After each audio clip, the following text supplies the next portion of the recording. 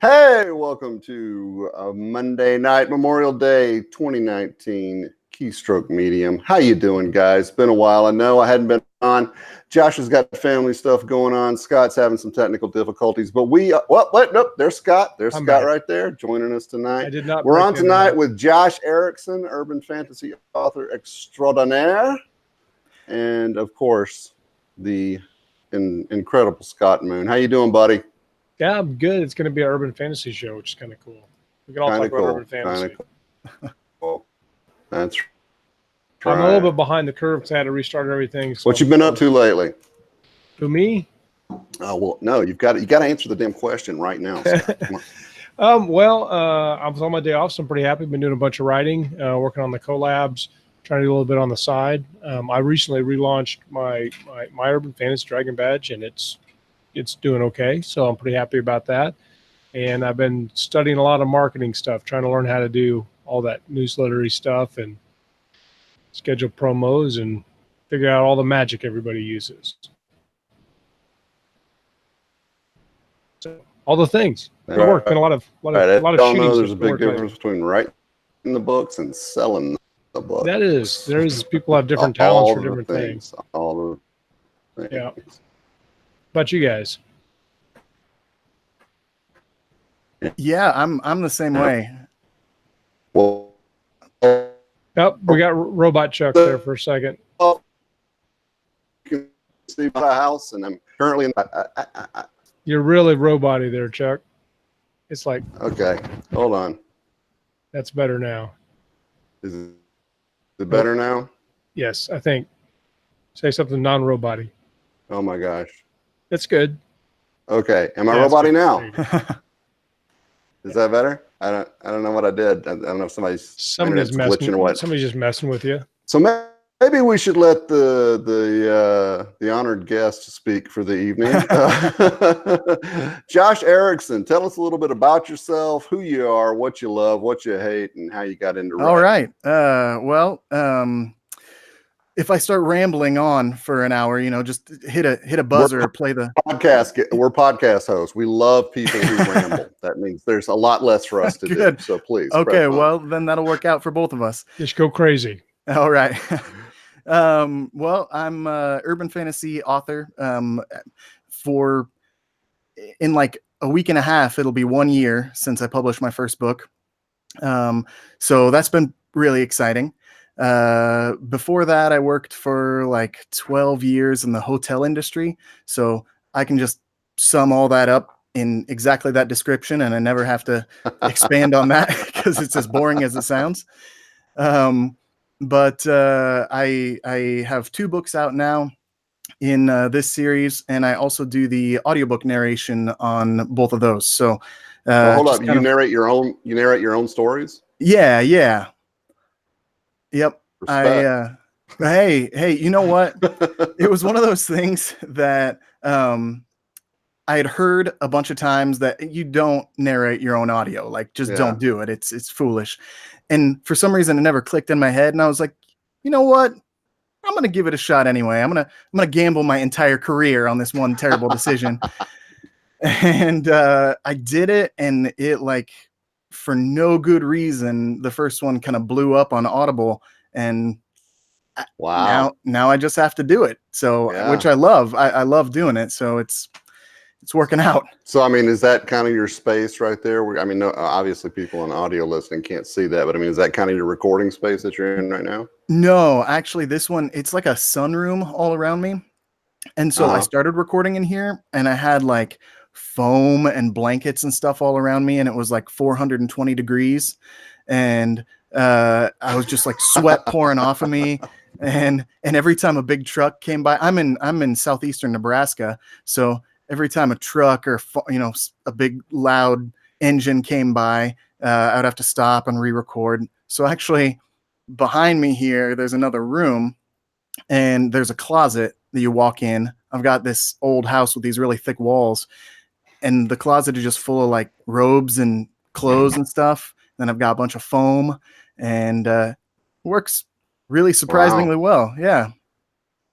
Well, So we can touch back on the audio stuff first, but how did you get into the actual writing? Is it something you've always done, or something you just kind of drifted into? yeah, I'd always done it. I really liked to do it when I was a kid, which I think every writer kind of has that thing. Like, you kind of love it all your life. But and then I worked at that hotel job, and pretty much by the end of the job, I was like, man, I need anything to get me out of this job. And so I started writing, and for my practice piece, fellow writers always think this is funny. For my practice piece, to kind of teach myself how to write for real, I wrote a 300,000 word epic fantasy that by the time I was finished with it after 2 years, the ending was way better written than the beginning. Yeah. And so I went back and read the beginning, and I was like, this is going to take me another 2 years to edit. So that's when I was like, that's a pretty common story. yeah. I was also like, I also love urban fantasy, and those are much shorter. So let me give one of those a shot. Right. All right. So is technically, now I've got you pulled up here on Amazon. I'm looking at your page here. So is Hero Forged the book that came after the 300,000 word thing? Yes. Yeah. So the big Not 300,000 word bad. book. Yeah. The big 300,000 word book was basically 3 books in one. So I had kind of my first book phase in the beginning where it was just the story structure was terrible, and I had no idea where I was going, and I hadn't outlined anything. That's going to ask you, did you plot that, or is that a pants thing? Pants 300,000 words? Yeah, I'm a pantser through and through. Mm-hmm. For my second book, I did actually do a little bit of a plot, a little bit of an outline. But I just Stephen King, actually, I see a Wolves of Kala back on your shelf back there. Oh, you betcha. Yeah. And so I'm a big Stephen King guy, and on writing, I've listened to it and read it like 12 times. And one of the things he says is that stories are found things, and that like you're just digging them up. And as soon as I heard that, I was like, yeah, that's what I am. Yeah. So with the second one, though, you said you did a little bit of planning. So was it more like you had some points you wanted to hit, and you did the discovery stuff between those points? Yeah, it was a half-page outline of this scene would be cool, and I got to get this in there, and this is basically how I want it to end, and then everything else just happened organically. So I find that's what a lot of people, everybody seems to find some point on that sliding scale between pure plotting and pure pantsing, and that's their sweet spot. You just got to play with it. No matter how much you plan or outline, eventually you're going to have to discovery right. Oh yeah, for sure. Oh yeah, absolutely. Yeah. I listened to Brandon Sanderson's podcast too, and he's like a full-on outliner guy. And that was originally the first one I listened to, and I was like, "That I can't do it. I guess I'm not a writer." So when I heard Stephen King say that was kind of my epiphany. Right. It's too bad Josh couldn't join us tonight. He actually has this shrine to Sanderson. In his writing space. It's unhealthy, I think. But so why don't you tell us about the Ethereal Earth series? About what's it about? Is it how? Just kind of give us the 411 on that. Yeah. So basically, the elevator pitch is that it's a mediocre con man who accidentally gets an evil god trapped in his brain. Happens. So yeah, it's a common thing we can all relate to. But the longer version is that it's this con man named Gabe who isn't great at it because he kind of has this inconvenient conscience, and he accidentally gets bonded to a succubus at some point in the beginning when he goes on this job, and it goes way off the deep end, and gets this evil god trapped in his brain. And the whole rest of the book is him trying not to be anything resembling a hero. And so the title is kind of that play on words. On the surface, it sounds like Hero Forged, like, oh, he's gonna become a hero. Forgery. Exactly. That's exactly what it is. So forgery. It's kind of one of those things that if you get the joke of the title, you're gonna love the story. I like that a lot. Yeah. So that's what it is. It's a planned out as about a 10-book series, That's good. which is why I'm self-published, because anytime I've tried to tell an agent that it's 150,000 words per book and it's a 10-book series and I'm doing my own audiobook, I usually can't leave the room quickly enough before they Yeah, start laughing at me. yeah, So I could totally see that happening. yeah, Yeah. It's interesting that they're so anti-series because in the indie space, it's like how do you market a book unless it's in a series? It's so much yeah. easier. I mean, no, you can obviously, but boy, marketing a series is much easier on your if you Right. got the read through. Yeah. It's the exact opposite in indies. Yeah. It's if you have the series, you're golden. But in the in TradPub, they want to They're see how the looking for first that book quick does. buck on the first book. Exactly. They And want that instant return. Yep, the trilogy launch, they want it all plotted out and planned from the beginning, and it's just Yeah. not my style. So it's a different business model for sure, and they have different concerns than we do. I mean, they've got like shareholders and shit like that Oh, they yeah. gotta worry about. Got So rules. What a Right. drag. Yeah, right. Exactly. let, So like, let them do that thing. Everybody's happy. yeah. So okay, Yeah, so no, you say robot. you do your own audio. Did you do the cover?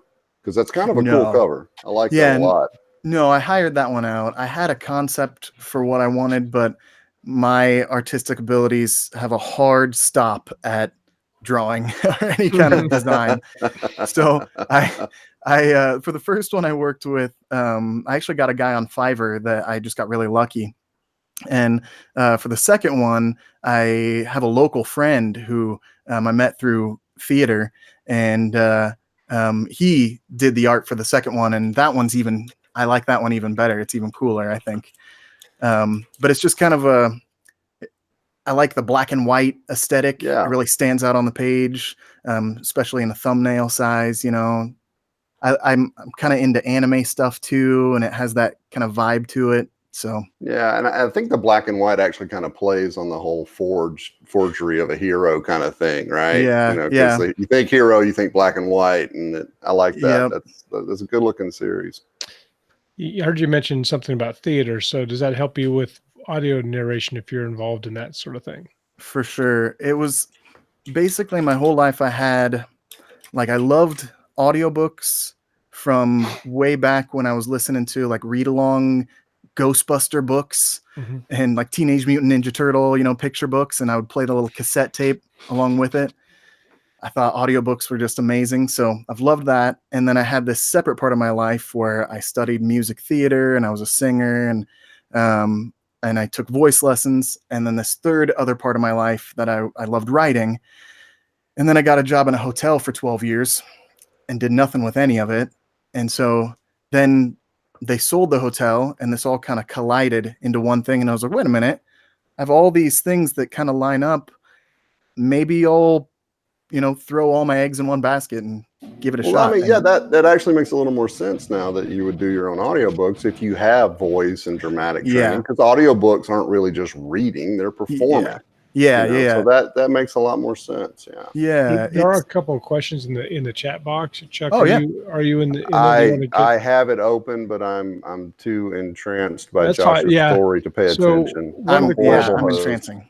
But entrancement, that's the name of this episode. It's very special. There you go. Barta today asked, was it difficult for you to get the audio recordings right as far as doing like the right pitch and decibels and whatnot?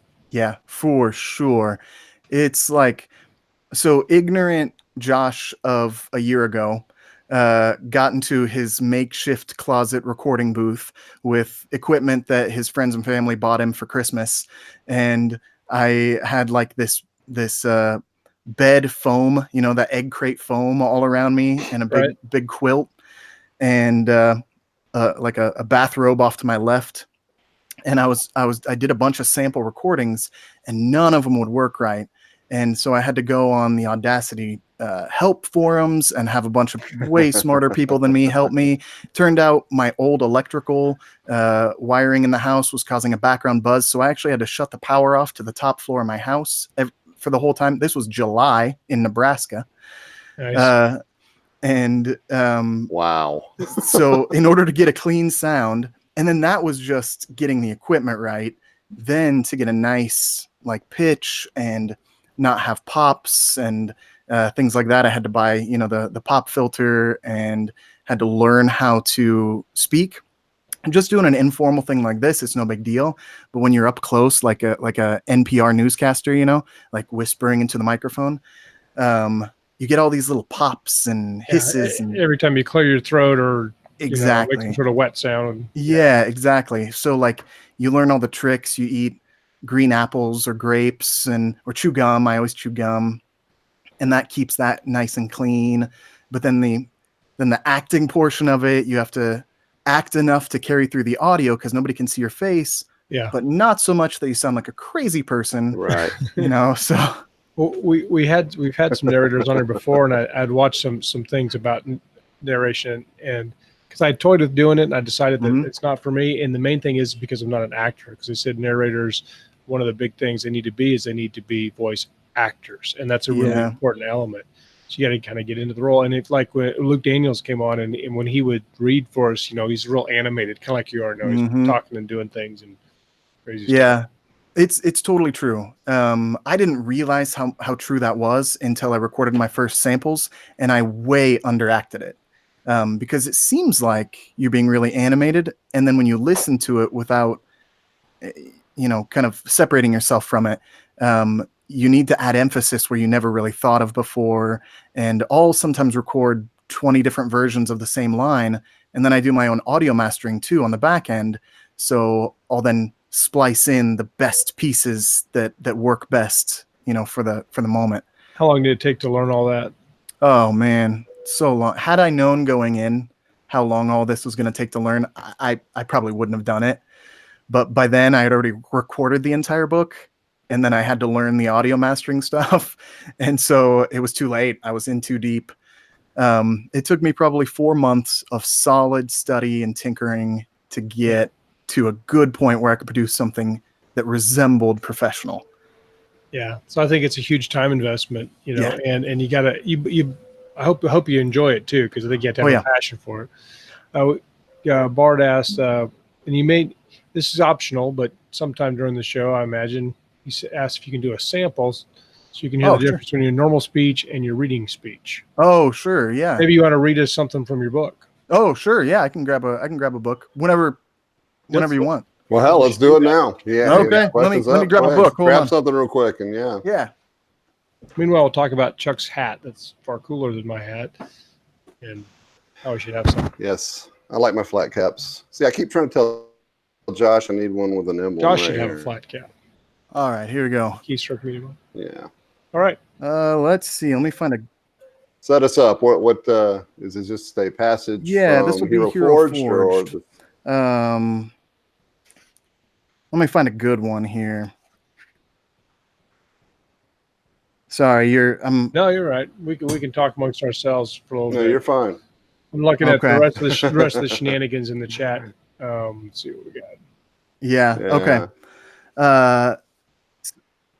So do it like in just your normal voice, just however much, and then turn around and do the same piece. Oh, sure. In a acting, performance voice. So this is my normal voice. This the podcast is how I talk normally. So that's kind of the baseline. But then when you go in to actually read, I kind of slip into, it's almost like a cant, it's there's like a rhythm to it. Yeah. Right. And different narrators have different ones, but so let's try this.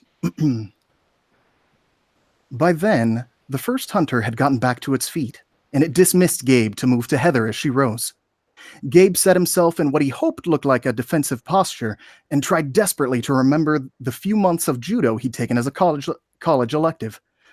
Unfortunately, nothing popped to mind as a solid defense against skinless monsters. Luckily, Heather had it covered, and she grabbed the hunter's lapels as she came up, then twisted like a dancer and sent the thing flying into its companions back at the entrance of the hallway. The two collided in a stumbling mess, and it opened a brief window of freedom. So. Well, all right. So yeah, it's you. You got that narrator intensity, that Well, kind of, and like yeah. you said, there's that kind of pacing to it that, you know, and that Yeah. takes practice, you know. I mean, It really is. You have to kind of know where, I mean, good narrators who didn't write the source material have to read through it a couple times. right. I'm kind of lucky in that I get to skip all those steps because I've read it a billion You times by the you time know it pretty well I get at to the that recording point. process. I think that's really important, and they mentioned that in the chat too a little bit, or in our the side chat for the show, that a lot of it is pacing. Mhm. I've had narrators that did really brilliant character voices and things like that, but were not fans of audiobooks and didn't understand what the pacing is to keep Yeah. somebody linked in for like 15 hours. Yeah. Yeah. Every chapter, I mean, you kind of have to think of it by line and then by paragraph, by page, and then by chapter. And so a lot of times a chapter will start, you know, the previous chapter will have ended on a cliffhanger. And so the chapter will start at a really action-y point, picking it back up. But you also have to keep in mind in the back of your head that there's still rising action going on. Like they defeated the guys at the front hall, but there's like 50 more guys in the, Right. you know, in the foyer or whatever. And so you still have to have a place to go from where you are. But you have to carry on the intensity from the previous chapter. So there's not a huge disconnect either. Yeah. So it does take a lot of practice to know where those levels are. And I think a lot of people, you know, writers who especially who are just kind of coming into the whole indie space, they see what it, you know, there's usually a lot involved trying to get a really good narrator for an audiobook. And they think, well, I'll just do it myself. And that it's those small nuances like you're talking about, the like where to keep it intense and where to back off of it, and that kind of thing is, I think, is just one of the many things that they sort of take for granted. Because when you have a really good narrator, they make it look easy, you know, because you don't see the magic. It's like reading the book, you know, nobody sees the hours that went into writing it. They just see the couple of hours it takes them to read it. Yeah, know? It's kind of the same thing. It's totally true. My book is 15 hours. The first one is, and it took me probably 30 or 40 hours of actual recorded material to whittle it down to that 15 hours, just because there's so many mistakes and different optional lines that I'll kind of change emphasis on. And I always tell people, I've had 15 people or so ask me how to get into it and kind of, you know, for some advice. And I always say, get a microphone, just a cheap microphone, and get under a blanket and read one chapter that way with all your energy. And if you still love it by the time you're done with that, then I'll give you lots more advice on how to keep going. Yeah, that's actually a pretty good. That's a pretty good response to that, I think, because I think a lot of people would try that and be like, "Oh, hell no!" It's not. Yeah, it comes back. A lot of it comes back to your motivation. I mean, are you wanting to read your own audiobook because you love audiobooks and you love narrating and you love voice acting, or you're like, you heard one day that audiobooks are the way to make a big difference? And I think I know I can speak and I can read, so I think I should do my own. Yeah. It is very time intensive. Yeah, no, like, you know, Scott, in your case, you have like that good vocal quality, but if you don't love the acting part of it, it's not going to be any fun for you. And the 50 hours of recording are just going to feel like a nightmare. So that's kind of why I always say, if you love the whole thing after you're done with one chapter, then definitely keep going. I had some insomnia one night and I just couldn't sleep. So I came into my office and closed the door, and I took one of my short stories, and I had a podcast a while back, and just for the hell of it, I just off the cuff, I just recorded the entire short story. It took about an hour and posted it as this bonus episode thing. And that's exactly what I learned from that experience, was like, you got to really love doing this. And you got to not be self-conscious. Because just for that 1 hour, I probably spent 5 or 6 hours, you know, putting it together and learning to use Audacity to paste all the good pieces together. And it's just a lot of work. And I think that a lot of folks don't realize that.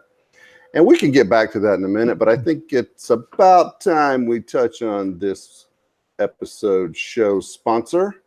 And thanks to Kayleen for pointing out to me that it is, in fact, Blade of the Reaper. an Oh, God. intergalactic That sounds like space a opera great book. I adventure. think everybody should buy that book. I think everyone should too. The Last Reaper, Book 3 by Jay and Chaney and Scott Moon. Let me read the description for you. I feel like I'm following a pro after Josh did his thing. Halek Cain's journey has only just begun. In search of answers to both his past and his future, Hal and his newly formed crew must overcome obstacles unlike anything they've ever seen. Hal needs repairs, and there's only so many places a Reaper can find them. Far across known space, hidden inside an uncharted slip tunnel, a hidden Reaper facility may hold the answers Hal needs. But the Union would rather the dead stay buried, and they'll kill to keep their secrets. Ooh, Hal's in trouble. So, Blade of the Reaper, an intergalactic space opera adventure. I will drop the link into the chat and the show notes, and everybody should go and check that out at their earliest convenience or inconvenience. We don't care. Just go check out the book. Right. Yeah, So, hey, it hooked me, man. I'm gonna go check it out as soon as we're done here. Thanks. I can't prove it by science, but I'm pretty sure that there's lots of medicinal benefits. It probably will improve lots of different things. I think it'll probably grow my hair back and make me taller and male pattern baldness. Just reading the book. I mean, that's I'm looking forward automatically to tone up your body. Like it burns fat, calories, it's gluten free. It's all great. Yeah, it's all good. Totally gluten free. So, Josh, you mentioned earlier that you were a Stephen King. Who else have you read? Who are your other urban fantasy / whatever influences? Who are your heroes? Yeah. So with this series, I'm kind of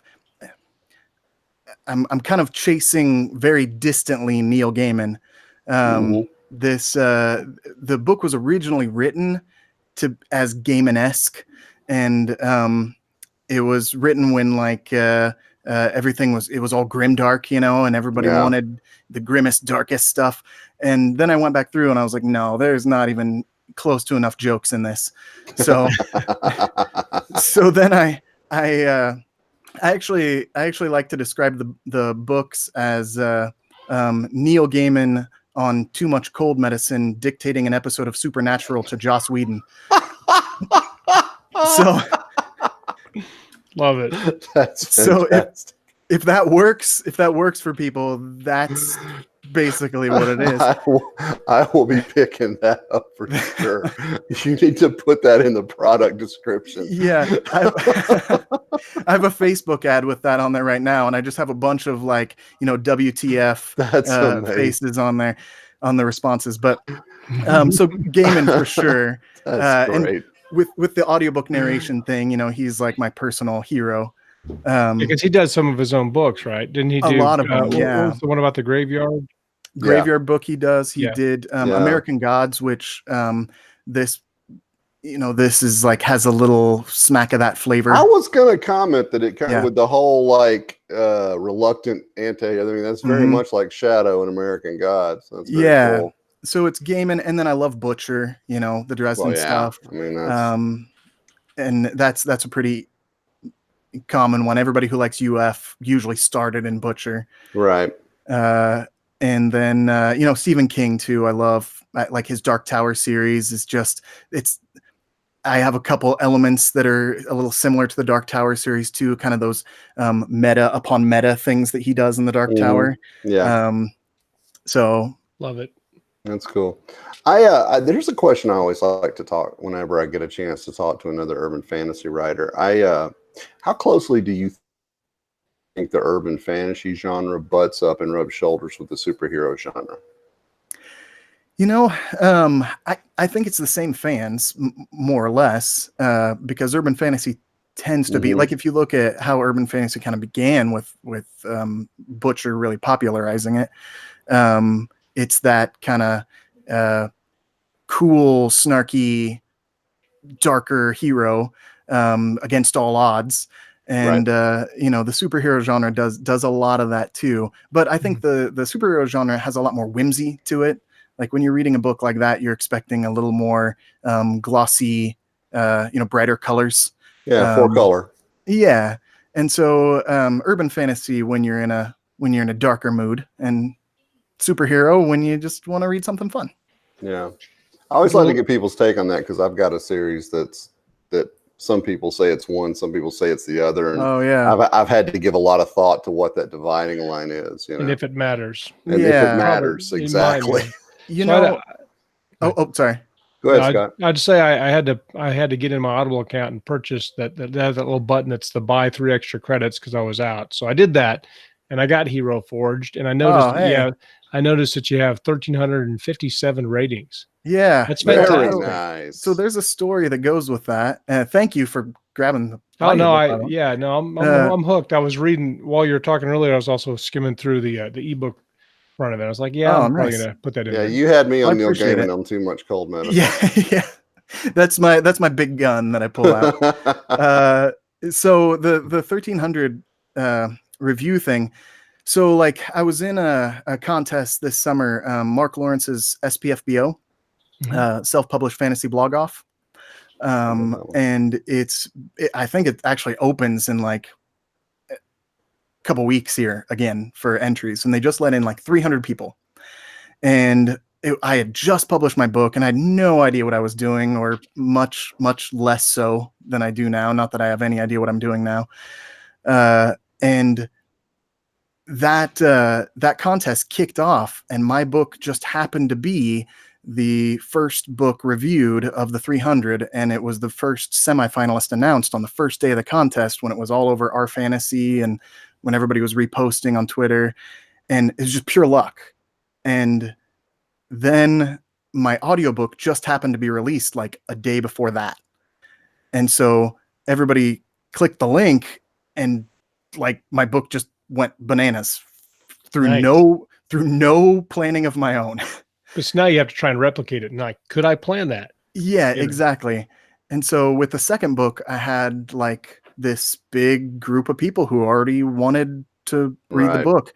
I'm terrible at newsletter stuff. Like marketing is not my forte. It was just pure luck that I happened to have this happen. And then plus, my last name is Erikson. And so everybody thought they were getting a Malazan book. And so they were like, yeah, let me check it out. That sword could cut both two ways. Exactly. Well, same with the self-narration thing. About half of my comments, my reviews are, normally I don't like authors who narrate their own books, but ... And so I think a lot of people checked it out kind of expecting it to be bad and wanting to dislike it, and then something about me. That's a surprise you want to give them for sure. And that's the thing is, they have the little sample. I always even click on that, especially if I don't recognize the narrator, I'll click on it and listen to it. But I'm kind of like you. I'm a hardcore audiophile. So we started listening to them with cassette tapes and DVDs when I was a kid, and we drove to Nebraska actually from Kansas several times. Had some family up there, and we listened to The Dark Tower on audiobook. It's one of the first ones. But the second book wasn't on audiobook. And so the next time we went, we read the book to each other. Nice. We would do that on trips. You got to drive a lot when you're in Kansas because everything's far away. Same with Nebraska. I hear you. Alabama's similar, not as bad. Yeah. We were talking about this recently, Josh and I, because there's I feel a misnomer that there's like 2 or 3 really super big name narrators, and I love them immensely, and I love to listen to them. But a lot of people, they almost don't want anybody but them. Yeah. And I think that's very limiting. And I feel like I'm an expert in audiobooks because of my longtime dedication to the genre as a consumer. And for me, once I listen to it, if you have a new narrator, it takes you like a minute to kind of tune your ears to their voice. Yeah. But once you're in, it doesn't take much before that becomes the one you're used to. And then you might only like that person for a while. And so I think that actually Audible has started some programs with Juilliard to train more audiobook narrators and some things like that.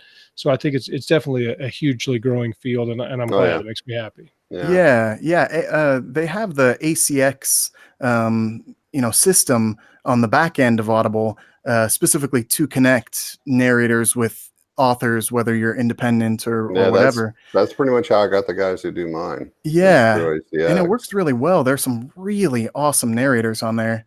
And if I, like I said, if I had known what I know now, I probably would have tried that first, but I just got incredibly lucky. yeah, But now you got your process down. It probably won't take you as long to do future books as it did the first book. I'm just guessing. The second book was so much smoother. I had kind of proper equipment. I actually had some ability to invest in some better things.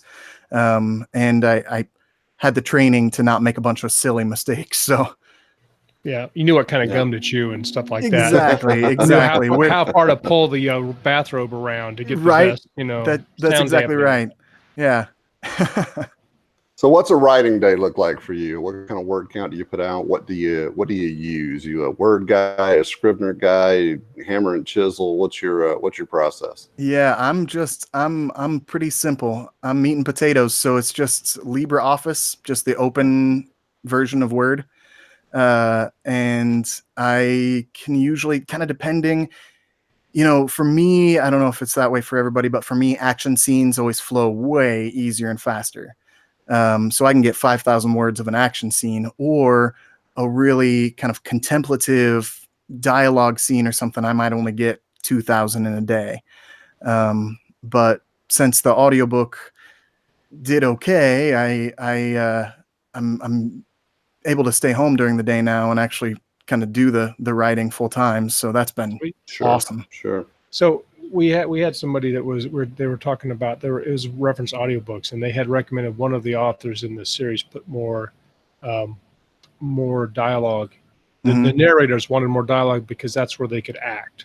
Yeah. What do you think about that? Right. Yeah. Well, I mean, you can and you can't. There's a ton of opportunity, especially in an urban fantasy books. I write third person, but if you have a first person urban fantasy book, it's basically all dialogue. It's either internal or it's all acting. So you can go crazy on books like that. Mine is third person, but it's a really close third person. So there are some, there are some paragraphs that can get pretty emotional. And since I write my own, I can usually say, you know what, I really don't want to do this accent or whatever. I can't do a Russian accent to save my life. So you'll never see a Russian character in my books. There you go. Now, a little while ago, you said that you're not a big fan of the marketing and all that kind of stuff. And we actually just had a question pop up that does sort of play into that a bit. The question was, is he now going to try and put out the audio version with the release of the next book? And I'm assuming that means, are you going to release the book and the audio simultaneously? And what would you do to kind of build buzz around that or whatever?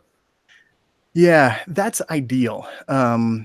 For the first book, I didn't, because I didn't know better. To me, I was getting the audio out and it was going to sell 10 copies to my friends and family, and that was going to be it. And the second book, I got a little closer. It was like a month later or something. And so ideally for the third book, because you kind of have your machine, you kind of have all your emails and your Twitter stuff all going out at once, and it can become a lot of noise if you're doing it twice, for the same book, for the print release and then the audiobook. Right. So ideally you want to do them at the same time and emulate a big publisher, and try and get as much push as possible. So that would be, to anybody else, that would be my advice. Do it if you can simultaneously. But it so rarely works that way in the independent space, just because it's a big investment. But would you be willing to put off the ebook release so that you could? Yeah. Is that your plan? It's ideally, I would like that to happen. Just because it's so much easier to do one marketing release than two. Right. And plus, it makes people happy. I don't like waiting for audiobooks either when it's like 3 months later before it releases. So, I feel you. You do Whisper Sync? Yeah, for sure. Like Whisper Sync. I know, it's the best, because sometimes you're just driving and you don't want to put the book down, and you can just pop right over to the audiobook. And Yep.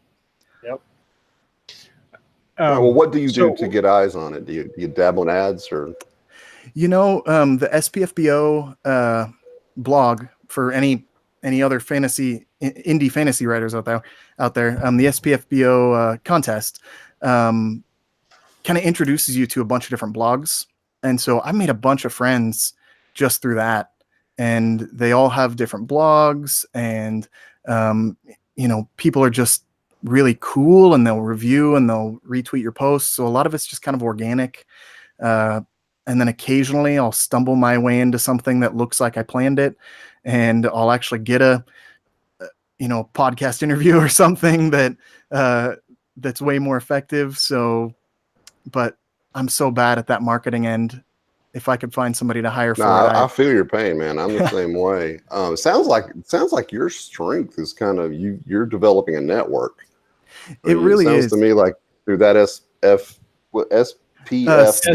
Yeah, you're kind of just meeting people who can help you get the word out, and that's a good thing, man. That's like thing. Mark Lawrence's whole mission statement for that contest is like the prize is a little the selfie stick to win that thing, but the real prize is that you get to connect with all these bloggers and other authors. I didn't know anybody or anything when I started out, and now I've got dozens of people that I know kind of in that indie space or in the blogging space that I are just really cool, and they'll read my book and post reviews, and it's just it's a really nice thing. If you've got a fantasy book to enter, it's totally worth it. Fantastic. I think Chuck's got a couple that might have to head that I got way. a few. So what's your release schedule like? I mean, are you doing 3 books a year, 2 books a year, a book in 47 hours? Like, yeah, I wish I could be one of those guys that can just kind of long for urban fantasy though. Yeah, they are. They're 100 and the first one's 140 and the second one was like 147, almost 150. Yeah, that's tapping on Epic Fantasy Link there. They're pretty long. Yeah. So it takes about 5 months to write it and polish it and make it fit for human consumption. And then, the editor kind of whips through it, and then I have the whole recording process, which is another month or 2. So I could do 2 books a year if I didn't do my own audio. Since I do my own audio, it's one every 9-10 months usually. Well, that makes sense though. I mean, they're longer books, and you're doing your own audio. Yeah. I mean, that's a huge time commitment there. I like to see variety though, because if you talk to 500 indie authors, most of them are going to tell you they're going to write a book every 1 month or 6 weeks and do rapid release, and that's good. I mean, I've been there, done that, and but there's also, we meet people like you they're doing your own audio, and it's more, or like when Josh Dazelle came on, he writes 2 or 3 a year if he wants to, and so it can be done all kinds of different ways. Yeah, well, and I'm in kind of a lucky position since I do my own audio. I don't have that monetary investment. So it allows me to be a little bit more picky about how I release, because I can line all that stuff up and do it myself. And then the royalties just are mine. So I'm not forced to do one every 3 months or one every month or whatever. Because I think I've met a lot of people who say that pace can be kind of exhausting after a couple of years. So I would guess it would be. I mean, then there's those guys who they punch them out in 6 weeks. I don't know how they do it, frankly. I can't get my head around that. That's crazy. It really depends on the length of the book. So you said you've got a 10-book arc planned for this series, right? Yeah. So, I mean, have you pretty much got it? You know how it's going to end and that kind of thing? I mean, how much of that 10-book story do you know? So it's a similar thing to my book level outline. I know all the beats to the story, and I know the kind of where I want the characters to be. But the fun of the process for me is kind of seeing how they get there and what crazy stuff happens to maybe change my mind about things along the way. Right. So I for sure know where it's going, and that lets me put in the fun little foreshadowing things in the first books. But I'm just as excited to find out how it gets there as everybody else. So yeah, very cool. Very, very cool. I think, I really like the discovery writing process. One of the places where it's because I started out as a discovery writer, and then I kind of like wander between the two. I'm Yeah. kind of promiscuous in my book design style, but one of the things I have a problem with is so I will be getting through a book, and since I still work full time, a lot of times I'll have some gaps, and then I'll lose confidence that I understand where I'm at, and then I'll go Mhm. back and look for the detail. And a lot of times what that means is working through the whole book from the beginning, which Yeah. really slows you down. So how do you deal with that as you're going along if you have a detail that needs to be changed or something you Mhm. can't quite remember? How do you do that? I know that is so the trap. I've fallen into that so many times myself, where I'll go back and read and then kind of get caught up back in the story and be like, maybe I could just do a little editing now before the story's done. Right. And I go back to the Stephen King thing again, his On Writing book. One of his pieces of advice is just write as fast as you can. Just get the story out, even if it's terrible, and Yep. then fix it in edits. Well, Because he says something like, if you can't get the book done in 90 days, yeah, then you're probably going to lose. And I felt that. And it's, what I think he's talking about is the emotional connection to your yeah. book, because when you first start writing a book, you're like in love with that book. Mm-hmm. I mean, it's like a relationship. I mean, and you feel good. It keeps you awake at night. Mm-hmm. Everything's easier. It's the birds are singing, the sky is blue. Yeah. But after about 6 months, it's like you're doing a term paper in Yeah. a subject that you want to drop out of, but you have to stay because it's the responsible thing to do. Yeah, I'm the exact same way. So that's why I like these 150,000 is about my max, because I can get that done in, 3 months or so. And I think he says it's like when it's too hot to handle, you want to get it all on paper. And, Right. but yeah, I'm the same way. If it gets drawn out, then it feels like a chore. So, I've had a few projects that I've had to come back to mhm. that I remember being just passionately in love with, and then you come back to them a year and a half later after having set them aside, and it's almost painful. Yeah, what helps for me is again kind of that special circumstance, but um, while I'm writing, I'm also coming up with the character voices and like the inflections and kind of the pace and tone of the story. So I actually have several different things I'm thinking about. So even if I've reread it, or even if I'm getting bored with the story on the seventh read through, I need to think about one of those things so I can kind of read it with different eyes, which helps keep it fresh for me. Oh yeah. Now, when you talk about coming up with the character voices, in your process for like performing the characters, do you like draw on, TV characters and movie characters, and like, to sort of amalgamate voices together to try and capture that, or do you just pull We're all this stuff relatives. straight out of your brain? Yeah, most of the time the character voices kind of come on their own. I probably unconsciously, use other people's voices. But I usually think about the character themselves. So like one of my main villains, that evil god, he in his physical manifestation, he's kind of a demonish character, and so he has big fangs, and so he needs to talk. He needs to have that kind of lisp in his speech, and then he might be kind of really ostentatious in his speech patterns. So then I give him a voice like this that is very deep and has some pauses so he can think of the right word. So I think of the character themselves, or like my main female character.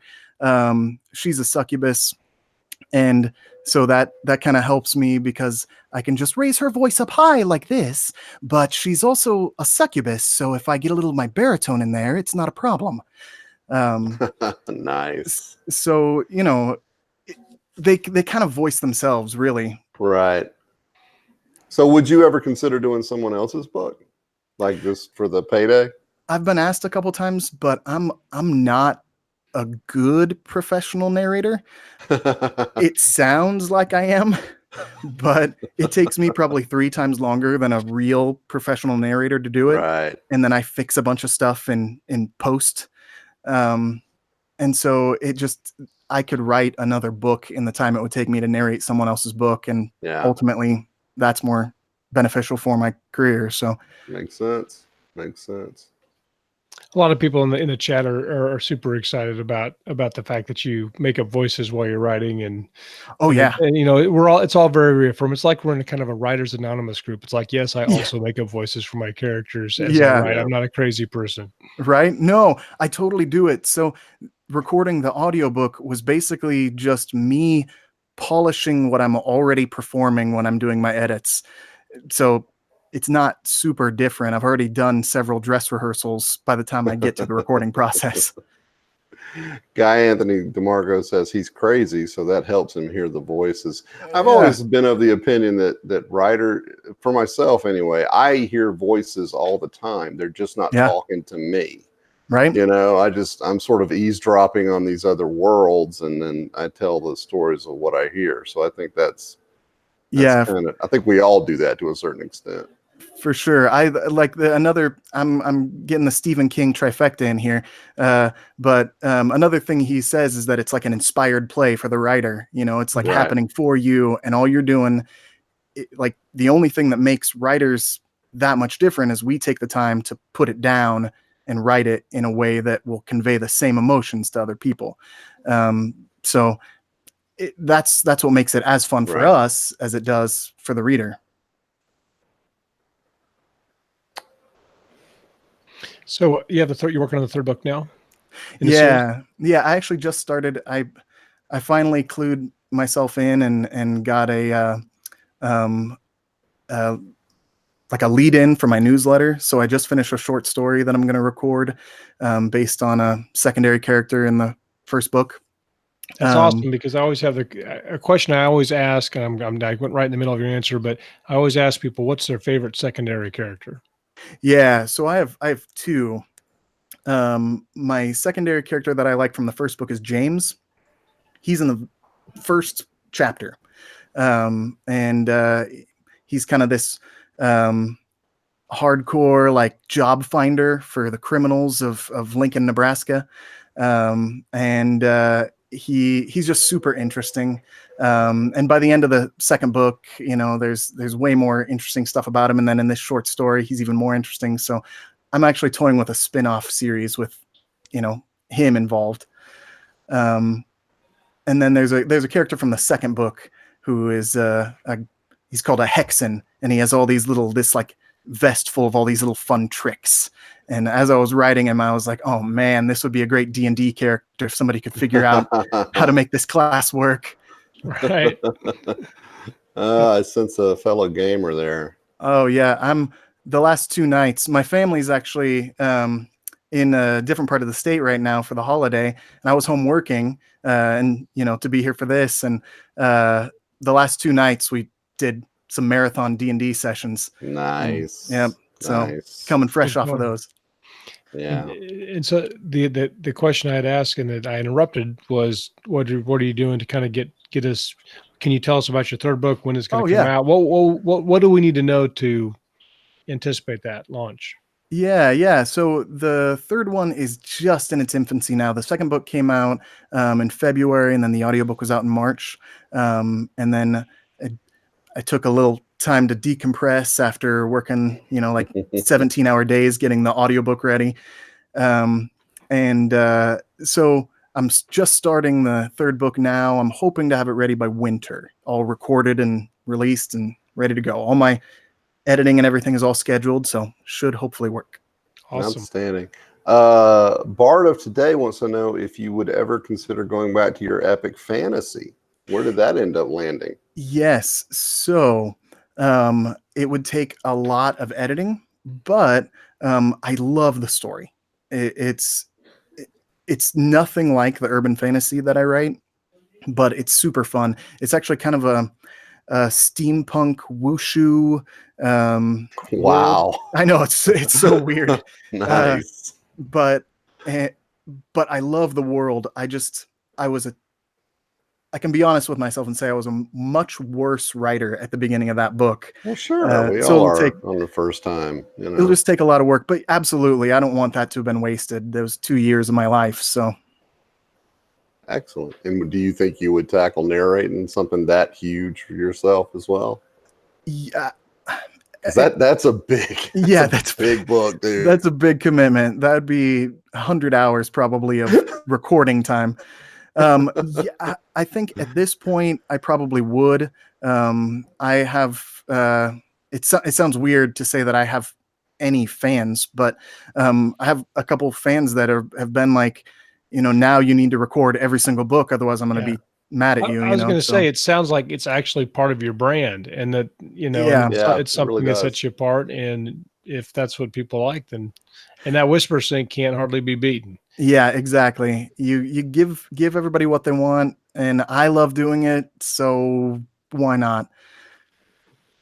There you go. Outstanding. Well, Josh, man, congratulations on the success. I mean, hitting like that with your second novel, good for you, dude. That's outstanding. Yeah, well, thank you. It was pure luck, but I'll take it. Yeah, if you're smart, yes, you will. So tell everybody where they can reach you online and where they can sign up for your newsletter and all that other fun stuff. Yeah, best place is either Facebook, it's Ethereal Earth Series, or josherikson.com, and it's ERIKSON. There's no C in there. And those are the best places where I hang out the most. I'm notoriously inconsistent with my newsletters, but I promise not to send anything really spammy or anything to anybody. It's just either be updates or funny nonsense. Hey, nothing wrong with updates and funny nonsense. All right. Well, thank you so much for joining us tonight. And again, continued success to you, sir. I hope everything goes super well for you. Well, and I hope everyone else will join us next week. Same KSM time, same KSM channel. I have no idea what's on because Josh Hayes has the schedule and I don't. So just show up because it's going to be awesome no matter what we do. Obviously. Because we're going to talk about it's the right thing to do. Some writing and everything in between. Y'all take care of yourselves and we'll see you then. Bye. Later.